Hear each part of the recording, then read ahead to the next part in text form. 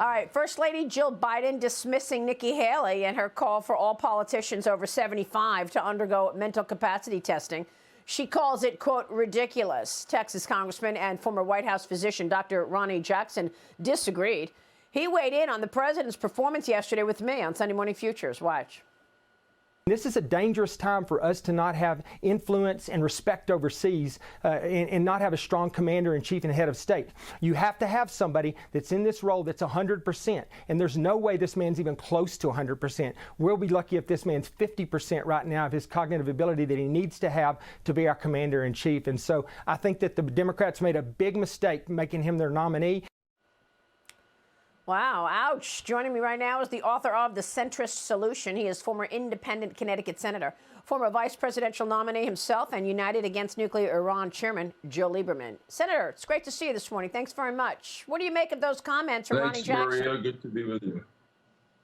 Well, I know Ronny Jackson. We were just in Munich at the security conference together. I like him a lot. But I'm actually very well qualified to answer this question about President Biden's age, because we're pretty much the same age. Matter of fact, I'm about 7 or 8 months older. I feel mentally competent, and I believe the president is as well. This is really ultimately not just a health question. Of course, it's a political question, because if the president runs for re-election, which it sure looks like he will do, then people will be watching him for signs of his own mental difficulties. So either he's going to answer this question by the way he acts, or he'll decide on his own that he wants his doctor or some doctor to give him a test.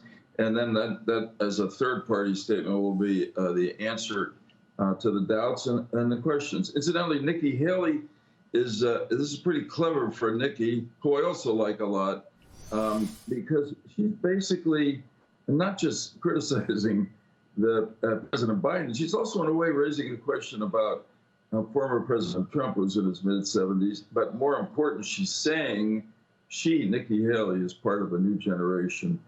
She's younger, and it's time for that generation to take the lead in the Republican Party, and presumably she means in the Democratic Party as well. Well, Senator, look, you're very generous and you are very humble, and we appreciate that. It's nice to see that you're the same age, or almost the same age as President Biden, but I can't see President Biden doing a remote interview the way you're doing right now and fielding all these different questions. I can't see that. But look, we put that for another day. Obviously, we're all watching Joe Biden, and our adversaries are watching him as well. And that's when it becomes a national security issue. I want to get your take on Iran. You've been spot on this regime. And I spoke with, just a couple of weeks ago, the exiled Iranian Crown Prince, Reza Pahlavi.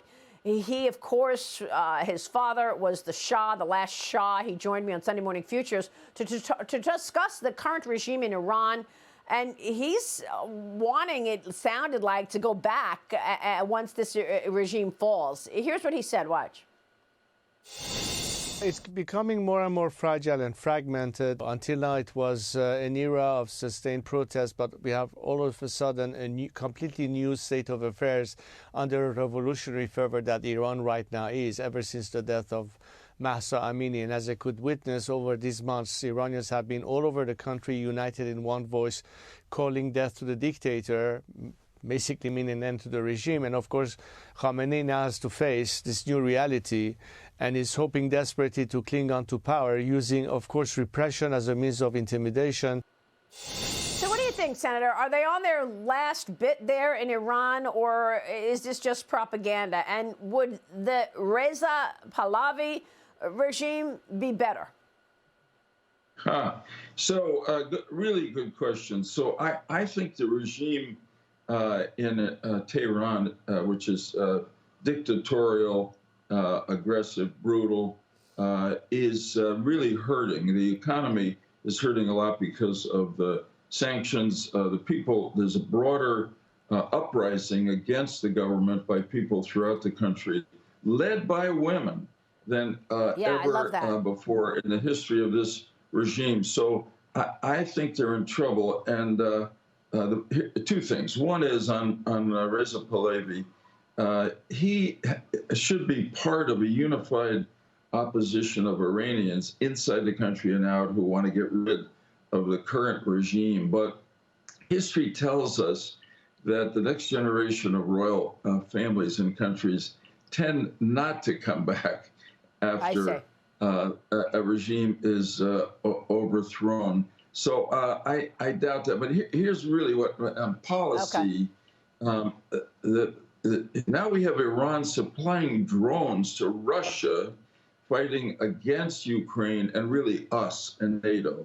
And this is just plain unacceptable. What I think the Biden administration ought to do, which it hasn't done yet, is to really turn the noose on Iran economically, and also finally walk away from these negotiations over nuclear weapons in Vienna, which are effectively over. In fact, last week there was a story that our European allies were taking a tougher position against Iran than the Biden administration was. That I was really upset to see that. These people are our enemy. They're forming a kind of axis of evil, as President Bush once said, with Russia and China.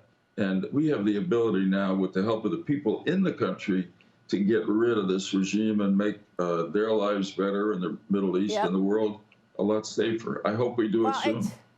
It does. It's a head scratcher and really disturbing to see this administration not aligning with the protesters in a more aggressive way. Speaking of aggression, there's the Chinese government as well. They're boosting military spending now by 7.25% this year. That's up nearly $16 billion from 2022. And we just spoke with the Gatestone senior fellow Gordon Chang on the program about the Chinese Communist Party. Watch this. The military is using its influence to get a larger and larger share of the resources of the Chinese regime. Senator, I know you've worked with ZTE and other areas, but what are your thoughts? How would you assess the Chinese Communist Party as a threat to the United States? Well, I think one of the main takeaways from China today is that the line of progress in a country doesn't always go up consistently. During the 90s, we entered into trade agreements with China, which were beneficial to both countries. But we also thought that as we helped raise the standard of living in China, that there'd be more democracy and human rights. And Xi Jinping, the current president, has totally turned that around. The Chinese Communist Party is increasingly dominant in all sections of the society in China, including the economic section of the economy and of China. And the fact is that China is a surveillance state. It's like a 1984 state, totally dictatorial. And unfortunately, that's made it more difficult for us to deal with the Chinese. Right now, I wish, and it's going to be hard, that we could do what President Nixon and Henry Kissinger did way back in the 70s, which is to break China for their own interests away from Russia and Iran. They're strong enough, they'll challenge us enough. But our goal should be to manage this relationship so we don't let them take advantage of us, but also that we don't get into a war with them that we can avoid. That'll be bad for us and bad for them. Yeah, of course. Look, I mean, I have to say, I think that was a different time. You had a different leader. You had leaders before Xi Jinping who perhaps looked at what was going on in democracy and thought, well, maybe we can come together. I mean, certainly that was what American leadership thought. But Xi Jinping is modeling himself after Mao Zedong, so it's a different leader. Yeah, no, it's as if Xi Jinping has gone back to an earlier and more, I might say, primitive stage of modern China's history, because the people who followed Mao, particularly Deng Xiaoping in the late 70s, was a real modernizer and he wanted good relations with us. And the people who followed him, Jiang Zemin, Hu Jintao, pretty much continued that. But Xi Jinping has turned the clock back. and made it much more difficult for us to have the kinds of productive, honest, tough relationship with China that it's in our interest to have. But it takes two to have that kind of relationship. And if China, which has different interests than ours and different values, makes it hard for us, we're in for a period of real challenge. And therefore, we have to continue to keep our military strong, not let them take advantage of us economically, and try to bring them back to some sort of peaceful relationship with us, if not a real harmony and an alliance.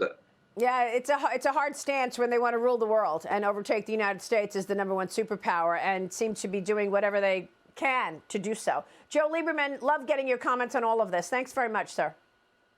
Thanks, Maria. Have a great day. And to you.